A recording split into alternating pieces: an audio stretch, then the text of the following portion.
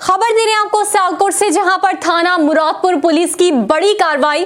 चचाजाद बहन भाई को छुरियों के वार करके कत्ल करने वाले सफाक कातिल को आला कत्ल बरामद करके गिरफ्तार कर लिया गया। इसी पर बात करते हैं डायरेक्टर न्यूज रहमान यूसुफ से। जी रहमान, बताइएगा।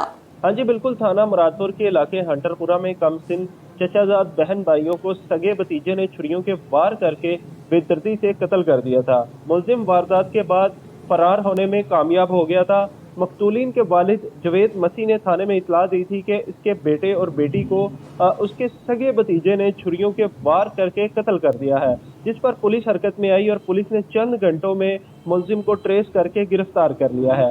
डीपीओ सियालकोट का कहना है कि मुलजिम को अदालत से सख्त सजा दिलवाई जाएगी और मुतासरा फैमिली को भी इंसाफ फराहम किया जाएगा। जी बहुत शुक्रिया तफसीलात से आगाह करने का। खबर दे रहे थे आपको सियालकोट से, जहां पर थाना मुरादपुर पुलिस की बड़ी कार्रवाई। चचाजाद बहन भाई को छुरियों के वार करके कत्ल करने वाला सफाक कातिल आला कत्ल बरामद करके गिरफ्तार कर लिया गया।